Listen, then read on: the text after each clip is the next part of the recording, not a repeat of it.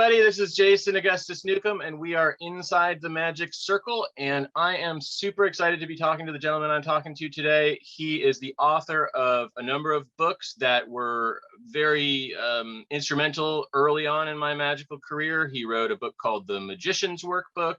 He wrote a book called Goetic Evocation, the volume 2 of his Magician's Workbook, and he also wrote another book on, or he translated a book of Sefer Reziel.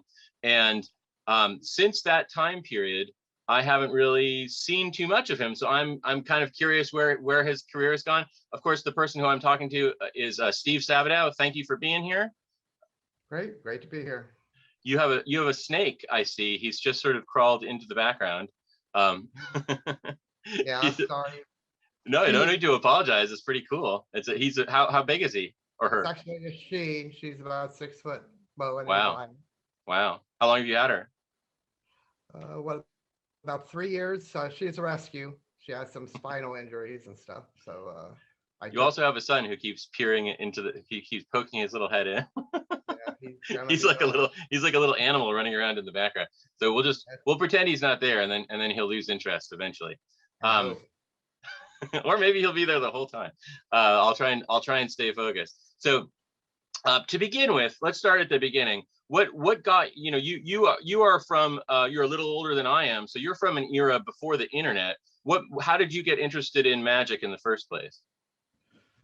Oh, that's I guess really I would have to say when I was a kid, 5 years old or so, I had was afflicted with this rare bone disease, not rare, probably very uncommon, called Perthes. And as a 5-year-old, I was put into a full body cast.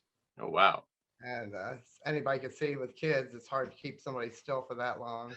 So I was actually in it for about a year. And I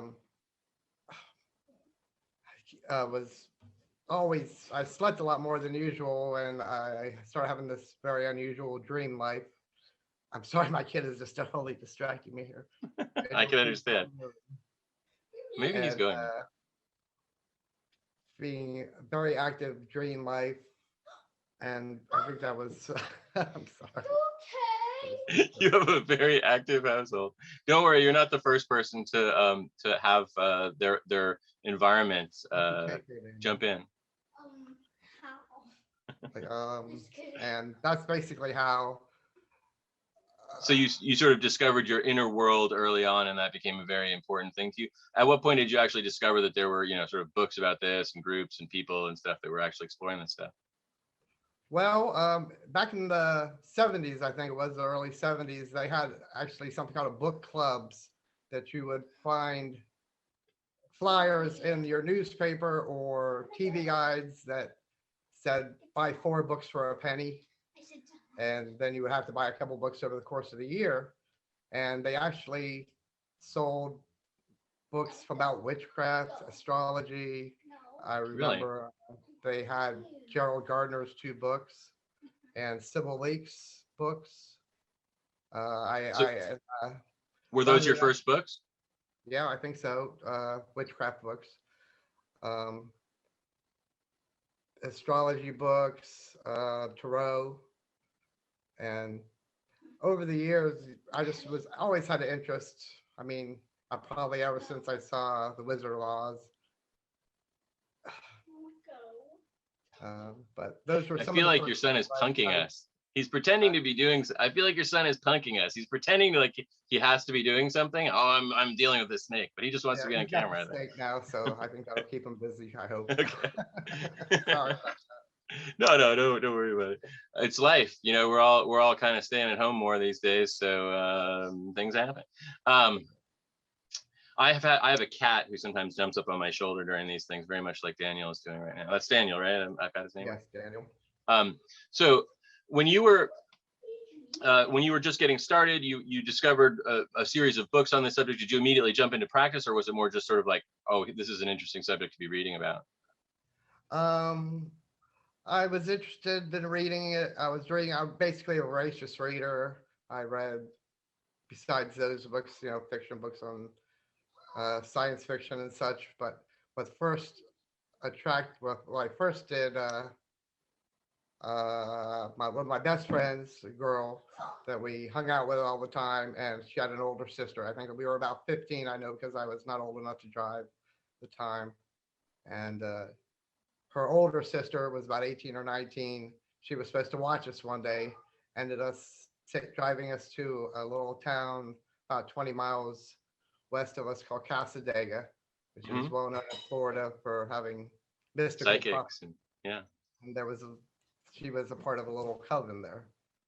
And they actually did I'm sorry, I feel like I should yell at him and tell him to get the hell out. Yeah, no, I don't want you to do that. Not on our account. He'll figure it out eventually that it's not cool. Maybe it'll be 10 interviews from now, but right. But we tagged along with my friend's sister. They actually wanted us a little bit out of the way and gave us little what they called kids initiations, not official initiations, but I was actually initiated into their little coven when I was about 15 years old.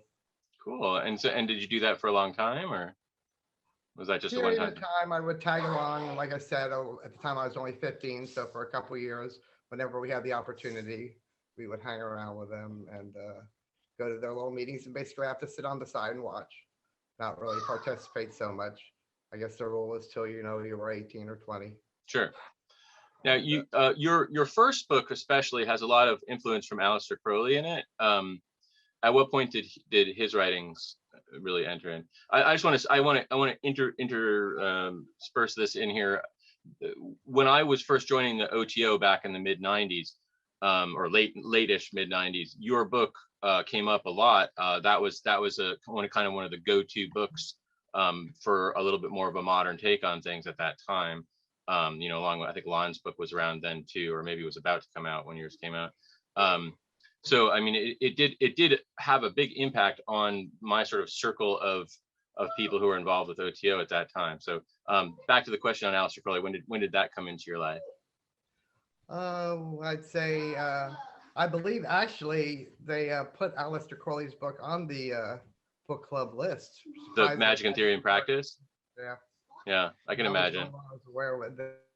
They did some of the Unfortunes, and then I think they had some success with people ordering it, so they put on Magick and Theory and Practice from the Castle Books edition. Sure. And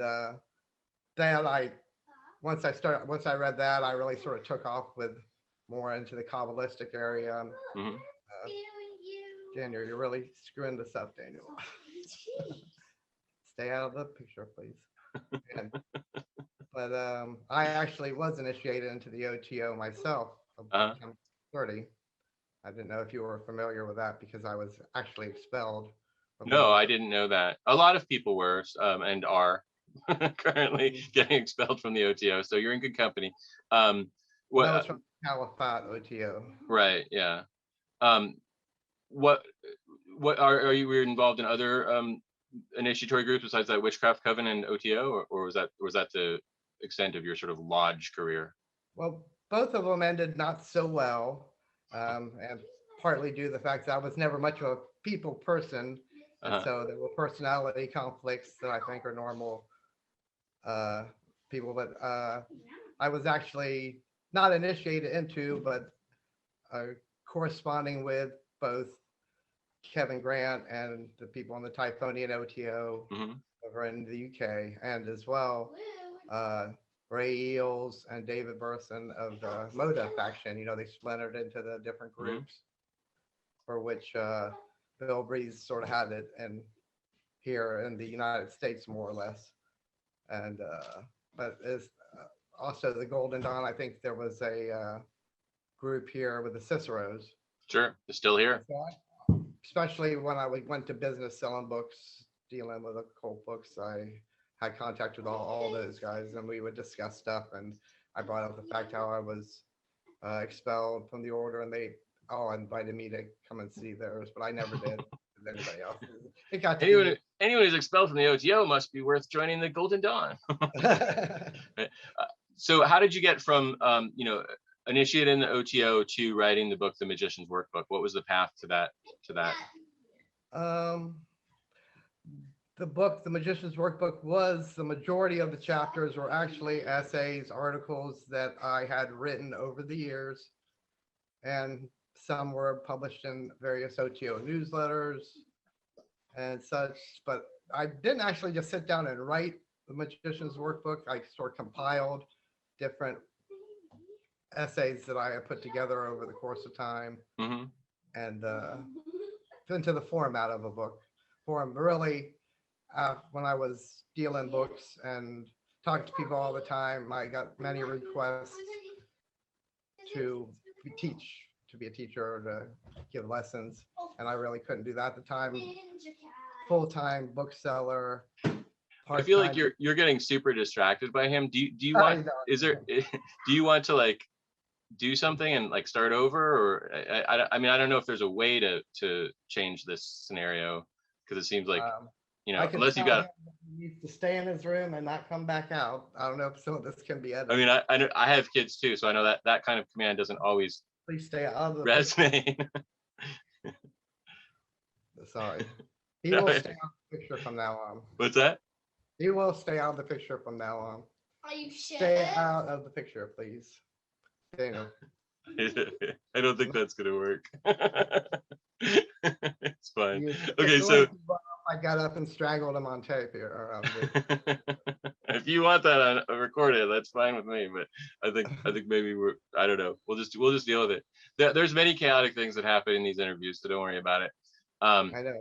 My house some of them get edited out, but I don't think I could edit him out at this point, because he's been in for about 75% of it. So you compiled The Magician's Workbook, and was that published by Llewellyn or Redwell or Weiser? I'm sorry. Weiser. It was Samuel Weiser at the time. I was very thrilled to have them accept the book for publication. Sure. Yeah. I mean, at the time, top of the food chain. Sure. Well, they're definitely the top of like the respectability in the occult publishing in America at that time. Right.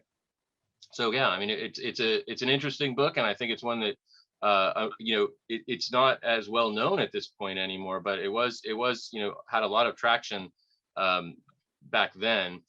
So then the Goetic Evocation book, the only one that I could find. I actually own all three of the books. Have you written other books besides those three, or just the three? Just a translation of Sephiroth, yeah. Right. Yeah, I couldn't find either of those two books on my shelf, but I have owned them at least at one point. I don't know what might have happened to them. Now this book you call the volume 2 of your Goetic workbook. I mean, of your Magician's Workbook series. Right. But it has a very different feel than the other one. First of all, I don't think there's much Thelema in it at all anymore. It's really shifted much more over towards very much Solomonic kind of approach to things. What did that represent a shift in your perception, or just practical because of the writing process? I originally intended on writing a 4-book series based on what I practiced a lot personally. You were showing the one I was showing, Magician's Workbook. Yes, there you go. And then that was the second.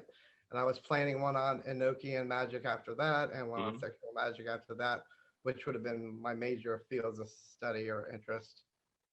But the difficulty in getting the Goetic book published, basically, I had put the first two together fairly quickly and submitted the Magician's Workbook for publication.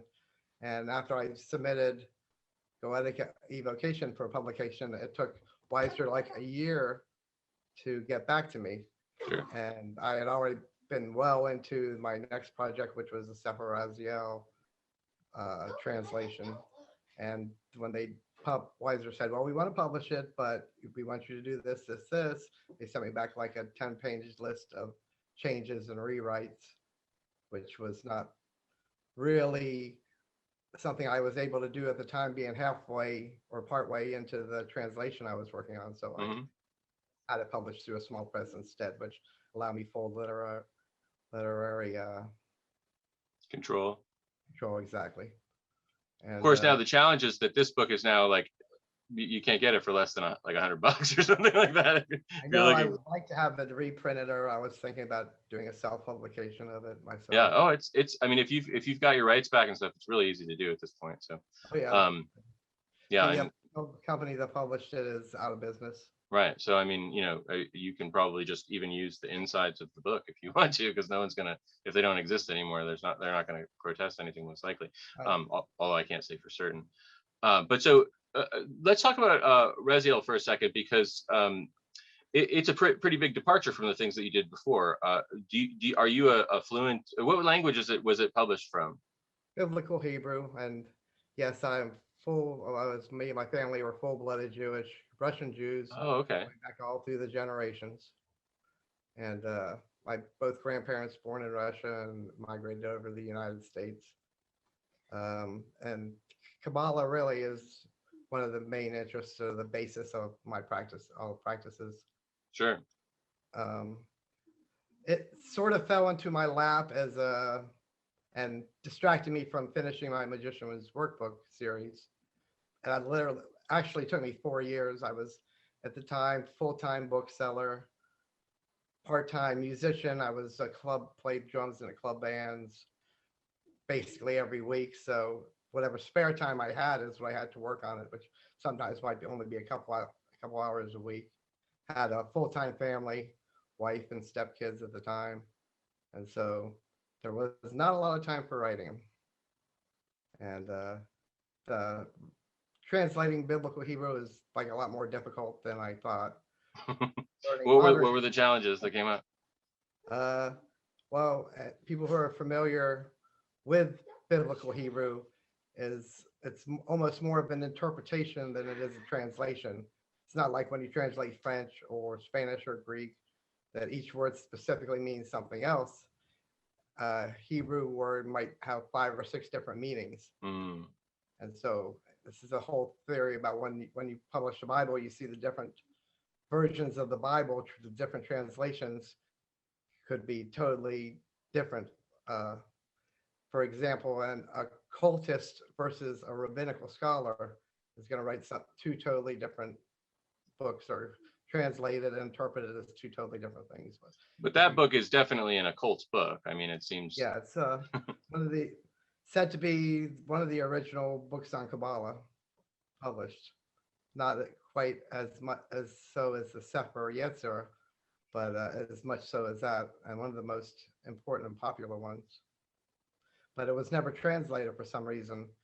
As a bookseller, I was getting requests, I would say on a monthly basis, if not more, for people who wanted an English translation of the Sefer Raziel, and it just never was done. There was a 1701 publication, and various editions of the same text, but nobody's ever translated in 300 years. And I knew it would be a popular Sure. book. Yeah. If I did it, and so I took it on as a project, not realizing how difficult it actually would turn out to be. So And how long did it take you altogether? Did you say 4 years? 4 years, and I actually translated it 4 separate times. I produced 4 separate translations and tried to piece it together, combine it to be the best that I could do. How long is it in manuscript? About 100 pages. Yeah, that's a pretty big It's not a translation. manuscript, it was an actual book. Oh, okay. Yeah. It was a Hebrew book published in Amsterdam in 1701. And it was a 100-page book text. The last copy I've seen online, I was never able to find one as a bookseller, although different editions over the course of the 1800s and 1900s. Jewish people always wanted to keep, even though they probably couldn't read it, would keep a copy in their house because it's purported to protect your house from fire. It's a talismanic book.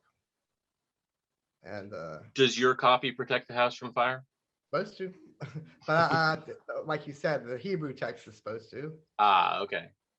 No, the English version does not have that same power? I would hope it does.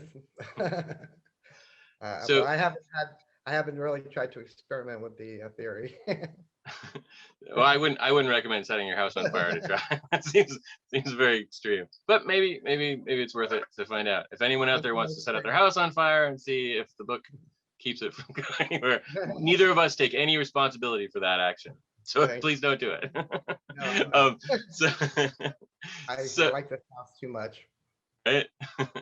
So you've got these three different sort of opuses that you've done: the original Magician's Workbook, the Goetic Evocation book, and the Sephirezial book. They are all three books very different from one another. Now, had you written the Enochian book and the Sex Magic book, it might have like seemed different, but this seems like it's almost an evolution, you know, from sort of Golden Dawn inspired magic to grimoire magic to sort of Hebrew Kabbalah.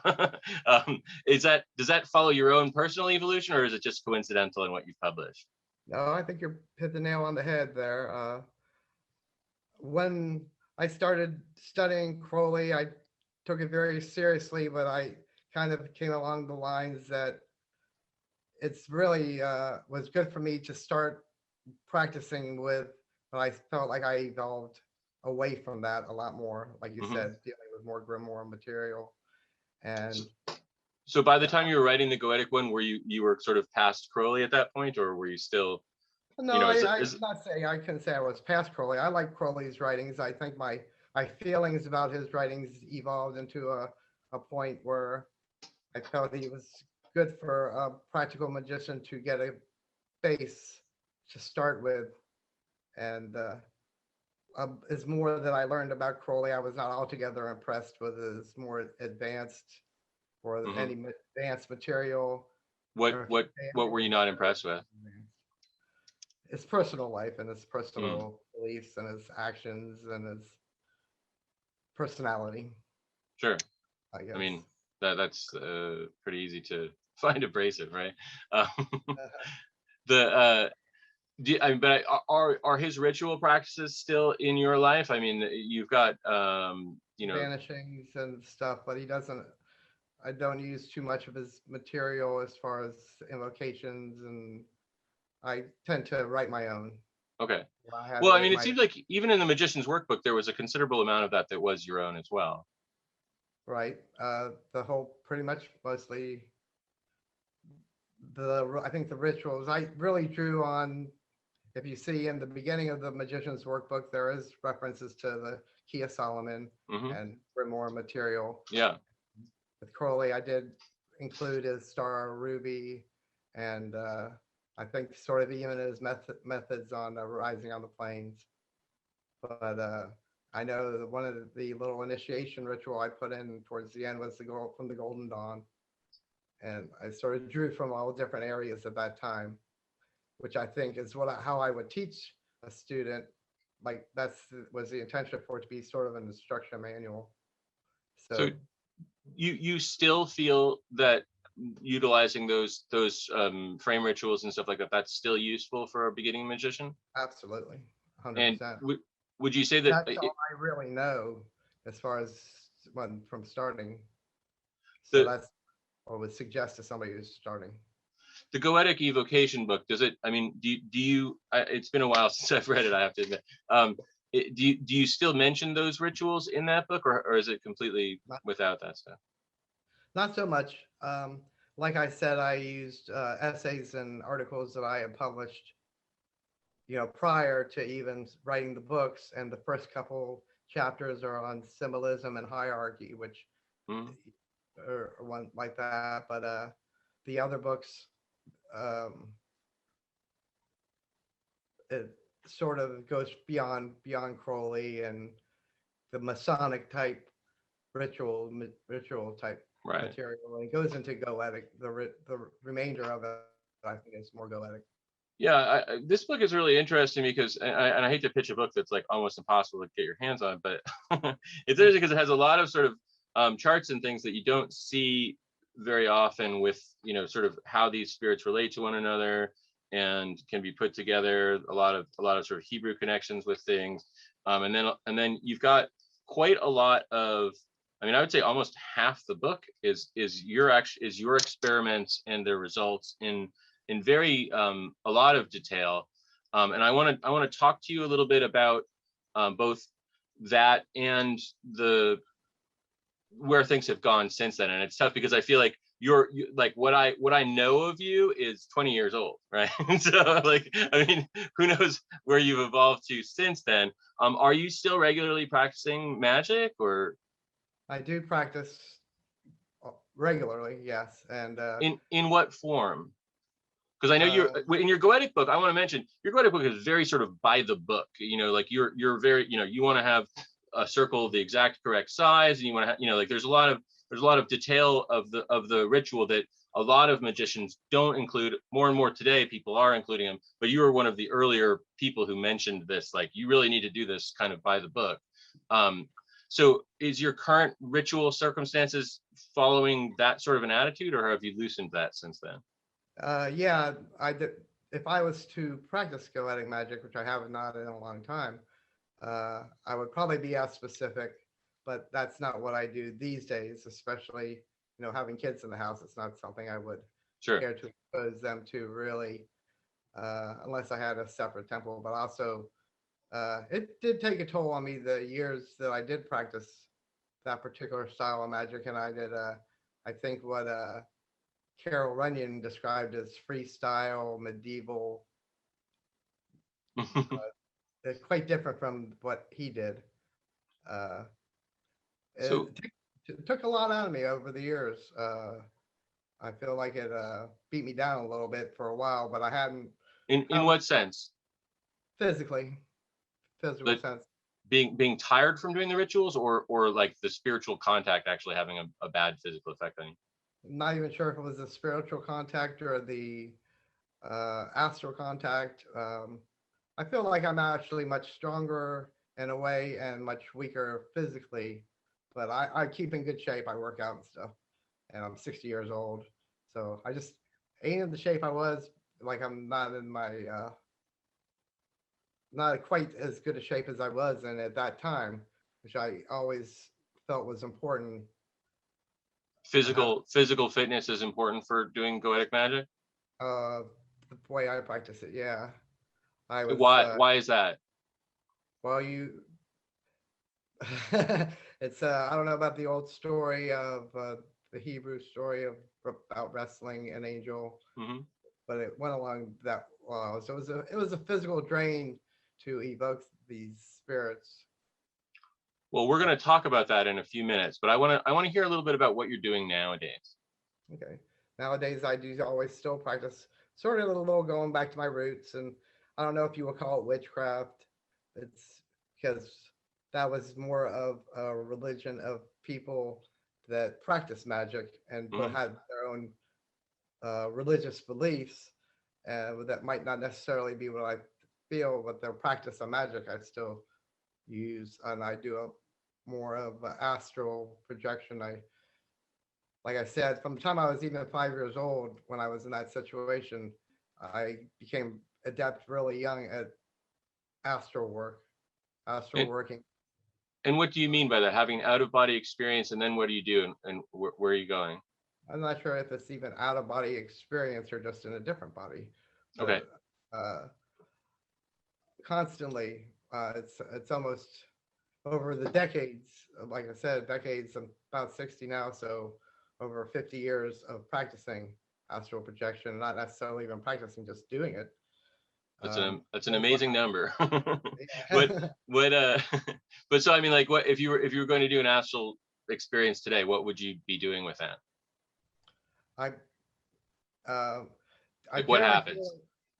What happens? Okay, well, the first part of your question was actually something I don't really practice because I want to. I practice if I need something, or if I feel like something is important to my life, then I go after that.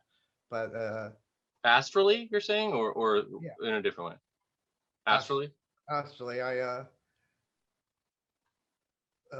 just virtually just step out of my body and go do whatever I want, wherever I want. Like I said, I don't have a temple here or circles here that I work with, but I have several on various astral planes, or I'm not sure even the right term would be. They're not. They're areas. you're doing rituals, but you're doing it in an astral space. Yes. And the same sort of rituals that you'd be doing in the past, like, do you start with is there an LBRP, an astral LBRP in there, or Star Ruby, I need or serpent? I think that was like you said something of the serpent is a lot, which is funny because you have a snake in the background. You mentioned serpents a lot, I think, in the magician's workbook, if I'm not mistaken. Am I mixing you up with someone? not at all. Okay. I use serpents a lot as like familiars or energy sources. And I did have my own banishing ritual that I did do, I still do. So it's more natural for me. It's something that I came up with myself. Sure. That's what I think people are. And it's in my book. The first book, Magician's Workbook, is Serpent's Banishing Ritual. But then I definitely would use that to start any serious ritual, but also I like to practice folk magic more. It's less strenuous, I guess you would say. But you're doing it astrally. Yes. Interesting. And so back to the Goetia for a second. When you were doing a Goetic operation back then, were you doing the banishing ritual of the serpent beforehand, or were you doing something else? I do it beforehand and after. Okay. Any of the Goetic work, I use my own rituals, other than the actual evocation ritual itself. Okay, so let's talk about evocation and spirits. What do you think a spirit is to begin with? There's a lot of different opinions out there, different models, so to speak, energy models and psychological models and spirit models and so forth. So, but what is your impression of what a spirit is? Or is it the biblical idea, or is it something else? The biblical idea, I think, is more of a human being having their spirit and their body. The magician's spirit is used as sort of a generic term for all sorts of different things. You consider what they call a demon, which is more like just a different kind of being. That's not what I would really consider a spirit, but others do. So you sort of have to depend on who you're talking to. Okay, well, let's use your terminology. When you're talking to a demon, is that demon? Not necessarily demon either. What? I wouldn't use demon either any more than I would use spirit or angel. Okay, what's the term you prefer? Personally. What's that? That's just me personally. Other people have other ways of saying it. Okay, but I mean, I want it's you personally that I want to know about. So, what do you call a Goetic being? Goetic spirit. Okay, and what is that? Where does it fall in the universe? I feel it's been my experience, and I feel like, though I call that a Goetic spirit, a Goetic being is on their dimension or plane, and entities such as we are, and doing an evocation in the circle or in the temple, you're bringing their spirit, but not necessarily their body, into the triangle. And do you feel like they have a body in a different dimension and are leading their lives? Exactly. And so what effect does the Goetic ritual have on them? How does it pull them to our dimension? Not sure how it pulls them, but it does. I guess the ritual itself pulls them. It's hard to say exactly, because when you're dealing with them, when I was dealing with them years ago during the evocations, they were in general a little bit pissed off about being pulled into the situation that they were. So if you were sitting there and somebody in some other dimension did a ritual to pull your spirit out of your body and force you. Doesn't sound fun. No, that's and then demand things of you. You have magic powers here. Do it. Exactly. But you did it, and you did it quite a bit, clearly from your records. So what were you working with a seer most of the time, or were you doing it yourself on your own? I had a friend that I was working with. He wasn't necessarily a seer. We did it differently than the scrying technique. How did you do it? It's really, that's a hard answer. We followed the instructions from the grimoire. We practice, failure after failure, and then we start getting a little bit of success. And what did success mean to you? So I mean, when you say failure, you mean you did the ritual and you just looked around and you're like, nothing happened. Let's pack it in and we'll try again later. Basically, yeah. I think. And so once you started noticing a little bit of success, what did that look like? The first little bit of success was just a booming voice. Okay, that both of you heard, or that one of you heard? Yeah. How did that work? Both of us heard. It's like "Leave us alone," I think, something like that, or "You fools." I couldn't recall exactly. So when you hear a booming voice that says "Leave us alone" and you're a fool, you say, "Okay, well, next time we're going to get even closer to getting." We did. How old were you when you were doing that? It was in the 80s, so I was in my later 20s. Okay. So 30 plus years ago. So excuse my memory for being a little rough.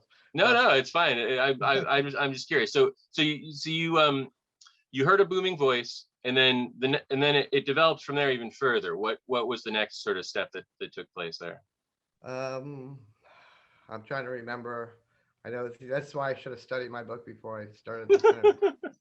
Just whatever pops into your mind is fine, because that's the most important thing, you know, like what you remember is obviously the most. Or anything. What? But I believe it was. We had a little like wisp of smoke, cloud appear over the triangle, and an arm swiping out or something along that line. Okay. And another voice, or the same voice. That was Spirit Bim. This is the first one we did. And did you just keep going after the same one over and over again until you got results? Yes. And so once things started getting more dramatic for you, what was like the most powerful experience that you experienced? We tried.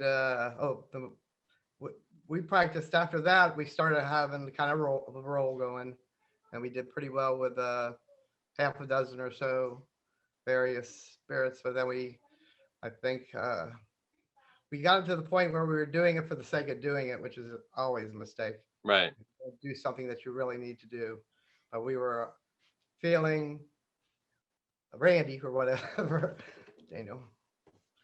and I believe it was one of the kings, which I think was Furnius, and resulted in, as soon as we very quickly, small explosion, I guess is the best way to describe it, in the temple, knocked everything over. So they wrecked your temple setup? It didn't wreck it, but it did damage. What I had was a wooden. We practiced in a room, and I didn't always use it for Goetic evocations. So what we used is this big wooden floor, which had the circle drawn, painted on, in all the colors and the particular designs of the serpent version of the Goetic circle. And it was shaking and making it was quite an experience, but it was obviously out of our hands. So and the candles get knocked over and stuff, or? Yeah, candles got knocked over. And at that point, wall shaking. What are you thinking at that point? Are you trying to keep the ritual together? Are you thinking about running out of the room? Like what is the I think at that point we were pretty confident in our abilities, but I think we also felt that it was out of our control to a point. So we started closing things off, and what do you call putting a pin in it, I guess is what people say, and say, okay, that's good. We obviously decided to try something that was a little bit out of our control. And did you keep going with rituals after that, or no? That was the end? We calmly, coolly tried to put the genie back in the bottle, I guess. But I mean, like the next week or the next month, were you like, okay, we're going to do this again, we're going to get it right this time? My friend was not so much interested in doing so, but I kept on practicing to an extent where the more you actually call on one of the spirits or beings, the more it becomes you had bound them, and then while you bound them, that you were also bound to them, and you didn't have to go through a lot of the pomp and circumstances after many times and years of practicing. Do you have a relationship with any of those beings still, or is it everyone? How many different spirits did you conjure? Oh, let's say 8, 9, less than a dozen. Oh, okay. And seems like a semi-doable number to manage. So I've got a bunch of questions that relate to this because okay, first of all, there are a number of people at this point who are approaching these same beings, but from various different perspectives, not as coercively as the grimoire has, or from the perspective of worship, and also from the perspective of doing it exactly by the book, but not trying to get the level of result that you're talking about right now. Do you feel like those other methods are worthwhile, or do you feel like yours is really the only true kind of approach to it?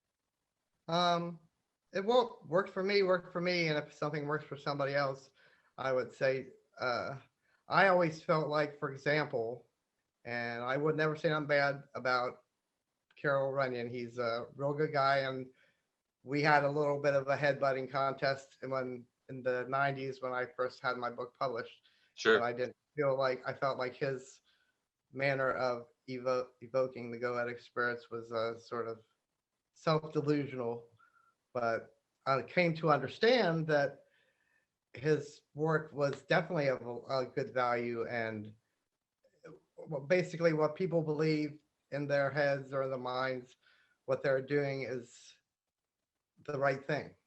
And his system is drastically different from what I do, but is also a system that works less dangerous, has good effects, and I consider him a gentleman and a good guy. Well, that's good that you guys have mended fences a bit. I haven't had the pleasure of having someone publish something real similar to anything that I've written right at the same time, so I don't know what it's like to have that sort of competitive, butting horns kind of feeling. I don't think it was not so much competitive, because I feel like we both did different things. So would you say that a person who is, if someone, I mean, there's so many ways of spirit contact, anything from, just literally using a Ouija board in your bedroom to, doing extreme rituals that, or not extreme rituals, but, very, very precise rituals, and really following a lot of preparation and doing, and so do you feel at this point in your life that the person who's just like lighting a candle and closing their eyes and they are talking to an angel or a demon, that's you feel like that's valid, or you feel like that's not? I know it's not the same thing, but I firmly believe that what's in a person's head and what they believe is real for them. I mean, it's not something that I would accept as being reality in what I've done, but to them, it's perfectly legitimate. Do you think that they're not speaking to the same entities that you were speaking to? Like you were talking about, what? Definitely not. Okay. And do you not see value in what those other people are doing, or you see value, but it's just not the same thing? Right. It's not so much a value for me as it is a value for them. It's a value for them. Okay. Yeah. Good for them. It's good. I mean, if I was to hear a person, when people do pretty regularly say, well, I had a conversation with the Archangel Gabriel. I wouldn't immediately think in my brain, well, this guy's crazy. I mean, it's something that came to him, and this is what he believes happened, and it's good for him. If that changed his life in a way that's positive, then it's all a good thing. But as far as my experience goes, as far as angelic deities or Goetic deities, very powerful beings that you just don't hang around with, And the presence of an angel that I'm aware of would cause a person to maybe pee their pants, fall on the ground, and go blind. So I don't want to force you into a corner, but I guess I'm trying to understand. you've done something, and your experiences are very dramatic and somewhat dangerous in your own words. Is that still a path that, like, if you're talking to the angel while you're lighting the candle, and you hear about this possibility of doing what you're talking about, do you think that they should do that? Yeah, is it, or is it something you did that, it was cool? Because I mean, you're not doing it now, right? So No, I'm not practicing the Goetic evocation now, but I do deal with spirits and other sorts, elemental spirits, human spirits, different things. But it's not something I would recommend. I would only recommend it to somebody who's very serious and who has the background abilities. what do you think you gained from those practices, materially and spiritually? Um, Materially, probably not so much. Spiritually, quite a lot. I don't know if it's how I could specifically say spiritually. I think it's taken me to a place beyond where I would have been. Okay. Materially, not so much. No, that you did you ask the Goetic spirits for anything, or did you just sort of converse? First time I was definitely interested in financial value of some sort, but it came to my experience that where they're from, they aren't going to make a chest full of jewels or gold come out of thin air or bring you money. I mean, I've heard people say that, when they do an evocation, they ask for money of some spirit or a being of some sort, that the next day they'll find an extra $100 in their bank account or money they forgot in their wallet and something like that. But well, money they forgot in their wallet, that sounds like more they just remembered something. Yes, exactly. But people say that. They say, "Oh yeah, I did a ritual to get money. The next day, I found $100 in my pocket that I forgot there." And so, I mean, Lon Milo Duquette tells a story in, I think it's My Life with the Spirits, about an evocation experience that he had. Are you familiar with that book, or the? I read it many years ago. So I mean, he was sort of following the rules. He had some sort of circle that he put out, and he did the ritual. He had abramelin oil on himself, and apparently it went in his eyes or something like that. Right. But then at a certain point, he felt like he had made contact. He could see a horse-headed being in some way, and he asked for prestige, and someone brought him a car the next day, and it started his life in a new direction. So I mean, he has a similar story to what you're saying. Of course, he has grown in prestige quite a bit, and like if we look at the path of his life, it certainly, if he sees that as a turning point, it seems like things did move in that. Do you feel like, so if you can get results from various different ways, and maybe the results aren't as crystal clear, but you're saying that you didn't even get a whole lot of results from ways in which the room was shaking. So so materially, what's the value of doing the Goetic evocations in a real formal way? I'm sure to some people it's I think it's exactly the wrong thing to do if you're going to do a ritual for the sake of it, just for the sake of doing the ritual.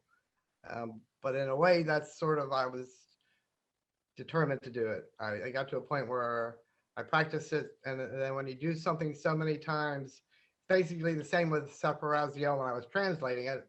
And the first time I translated, I said, I'm just not happy with that. And I wasn't at a point where I could just quit and say, okay, I'm not going to do it. I invested a year of time into translating the book. So I worked for 4 long years, and I finally finished it. And after I started practicing with the first evocation, it didn't come out with really any kind of good results. I felt like I had to keep doing it until I did. And so I did. I had, like I said, 6 or 7 times before the first booming voice. And after that, things just, it wasn't that they became easier, it's that I was a little more adept at practicing the ritual. And it got to the point where I could go in, start, and boom, it happens. So I want to ask a couple little nitty gritty questions here. The booming voice. If you had had a tape recorder in the room, do you feel that the booming voice would have been captured by the tape recorder? I'm not sure. I almost doubt it, because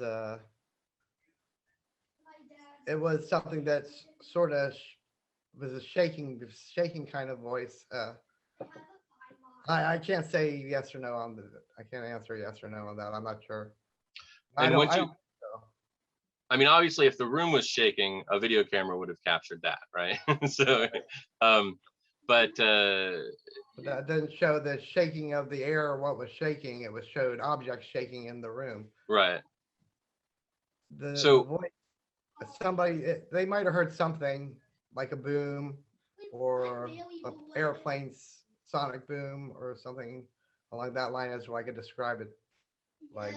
And you were kind of getting full on apparitions as you went along, right? Right. And so after many. Would someone else have been able to see those apparitions, or do you think that they were more in your spiritual eye than your physical eye? They were definitely, I think, we were definitely on a plane with, I think you do, and I'm almost sure of it, when we were doing the ritual, the room filled up with the astral energy, and you were actually not even necessarily drawing spirit to you, as that everything was being drawn. Well, everything, the atmosphere even was being drawn. The whole room sort of glowed in a mauve. Like the best word we use is mauve because of I think a Kenneth Grant. Right, the mauve zone, or right. So again, if your kid had opened up the door and looked in, would he have seen all that, or would it just be like two guys standing in a room and I think he would have seen something. I don't know that he would have seen the same thing. So the state plays a part in it a little bit, like the spiritual. Absolutely. Yeah. And so obviously the ritual text and stuff you basically were just doing by the book, but you mentioned you did do the ritual of the serpent beforehand and after many times. And we used to clear the room afterwards, and one ritual did not cut it. We had to do it several times over the course of several days. So you feel like there was a remnant left? Yes. And much. Again, if someone else walked, if I walked, not me, but someone completely unfamiliar with energy and so forth walked into the room, do you think they would have been like, oh, this is an alarming place, or they wouldn't necessarily have noticed? I got the impression at the time, and we're talking many decades ago, 30 years ago at least, that somebody who was totally unprepared just happened to stumble along into the room, it would have kind of crushed them. Okay. That's, I can't say for sure exactly. Right, no. All I want is your subjective understanding of things. So in practical terms, you use folk magic for practical gains a lot, or at this point? Yes. But you weren't really trying to do that much practical stuff with the Goetia. No. At first, sort of. Part of the reason was the first evocation was financial, like I said, but then I think really all you could hope for practicing, as far as I understood, was knowledge, information, valuable wisdom. And what sort of information did you end up getting from them? Oh, that's something I really have a hard time with answering, I think. Oh, just in a general sense, like if were you getting sort of like fortune cookies of wisdom, or were you being drawn to higher places and seeing visions of divine? Like what was happening? Opening of the mind.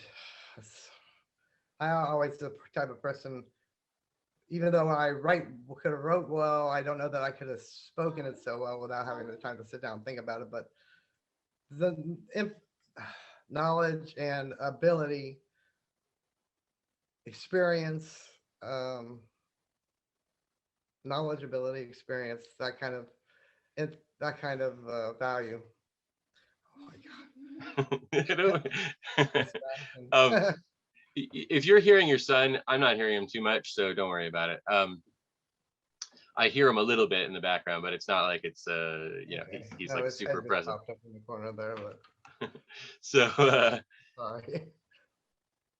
so But it's hard. It's would the this information come to you in the form of you know, a being saying, let me tell you a story about, you know, blah, blah, or was it sort of being downloaded into your consciousness? I think something more along that lines being downloaded, but ability, confidence. I mean, it's Hmm. too different for me to put into words what value I got, but it was, you know, if some information to a point, that's something I know I wrote everything down back in those days, but Hmm. I can't just go back to it. Can't think about it. And would the same kind of wisdom be coming to your partner, or was he getting a different Yes, kind of? You guys would we'd be like, there. oh wow, we both. And would you take it on sort of like vision quests where, you know, or no, that's not the right word, visionary experiences where you're seeing, you know, lights and stuff, and that would be the same thing, or No, no? no, we did collaborate afterwards and sort of compare notes about what we sort of understood. But I think as much as anything, it was a level of experience, ability, or maybe power, what we could feel in our bodies and our minds and our heads. It's not a written wisdom or anything that I can describe to you. Your question is very difficult for me to answer because it's Yeah, something that I have a hard time putting. I'm a pain in the butt a lot of the time with this kind of stuff. I would answer it in that way if I could, but I can't see how The reason I ask these questions though is because I'm trying to help other people to understand whether, you know, when they're trying to do things, what is a result to them, whether that's, you know, whether they're on the right track or the wrong track from your perspective. I just want to, I'm trying to collect a bunch of sort of, you know, understandings so that different people can see that there are different understandings and different paths through things. So um, your descriptions of the results are, even, you know, as much trouble as you're having, are similar in a lot of ways to what I'm hearing from other people. The big difference that I think that I hear from you is more in the sort of like what they might call poltergeist phenomena that you had going on, the you know, the heavy moving things and pressure on you and stuff like that. I'm not sure that that many people experience that level of results. Do you think that is necessary in order to be making the contact? Does it have to be chaotic and difficult, or is there a way of sort of more calmly entering it, possibly? Yeah, there absolutely. More, like I said, the more times we did it, the better it got. And I wouldn't, like you, the way you put it is probably one of the only ways you think to describe it. And I see what you mean, but it wasn't so much a poltergeist activity or pressing on my body, uh, but it was more of like being inside of a tornado or something, physical, but that's not the right. That's not how I would describe it. But for other people, well, I would say after the learning process and getting to be able to practice it over the, you know, finding a spirit and becoming sort of more familiar with them, Mm-hmm. that became to be a much easier process and not so much physicality involved. And I think with other people, it I can't say because of what other people do. It's different for some person as it would be for me, I would guess. But you said that it was kind of like a tornado, but that you wouldn't describe it that way. So how would you describe it? It's so hard. I wrote everything down as best I could in my book, and Well, it's something unfortunately, I guess people can try and search the dark parts of the web to find a copy of it on the internet, but it's not really available very easily for people. So your verbal testimony is required for most people. I So know, but being 30 years ago and it was such a, of course, an unusual experience that I can never forget it, but it's a lot harder to describe in words than to express. Uh, it was very active, not a passive kind of experience. And mhm. it had a physical effect on this plane, even though I think it was partially from a different, total plane, different plane, like an astral plane.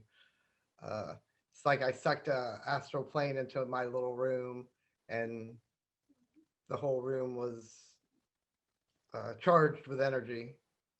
What part did the triangle play in your practice? Like, it kept the spirit imprisoned and kept us safe. We were in the circle, which is also what kept us safe, but it being in the triangle was what kept it isolated from us. So the spirit was in the triangle through the process for the most part for you. Not in the triangle so much as above it. Right. We had built a so much a stage. Like, we were in the circle, we built a elevated stage where the triangle was flat down and it appeared above it, sort of almost a mist cloud. And the incense played a role in that a little bit, right? And where was the incense in comparison with the triangle? It was in the circle. The incense was in the circle between you and the triangle? I believe it was behind us. Behind you, okay. The whole room was filled with atmosphere and energy. And were you standing during the whole process? Of course, yeah. Yeah. Standing with the sword. You had a sword in your hand, and did your partner have a sword in their hand too? No, he was also behind me. I was sort of the main operator. Okay, so he was the assistant, and you were taking the sort of the brunt of the the encounter. We were partners, but he was doing a more passive operation. And would you say that it was as visceral for him as well, or? I believe so. Yeah. Yeah. Interesting. Okay, so let's. I might come back to this, but I think I've kind of been prying and poking you. Let's talk about Sefer Raziel for a second. What parts of that have you incorporated into your magical life? Did you use that a lot, or was it more of a translation for joy? Yeah, it was more of a translation. I knew would be a successful work, and it's something that really needed to be done. I felt like at the time, it's very religious, very Jewish, very Hebrew, very Kabbalistic. Yes. Has really includes the very important names of God, but also you couldn't say that it was totally uninvented. It was something that was based on manuscripts from the 11th century and even older. It was definitely a very important Kabbalistic work that probably should have been done by a rabbi or somebody, a rabbinical scholar. And I basically am a person with a high school diploma. I think even no more than a high school diploma at all. Do you feel like you did a good job though, or no? I think I did a really good job. I did as good a job as I could have done, but it was also an occultist doing a biblical rabbinical text. Right. So for some reason, the rabbis and scholars did not want this book translated, I believe, because what they say, I'm just guessing at this, because mystical secrets are not necessarily for everybody. They weren't happy about it being made available to the modern Western world, as I understood it. In fact, I got some phone calls and emails about it after it was published, that people that weren't happy to see English translation. They didn't want it translated. I got that impression.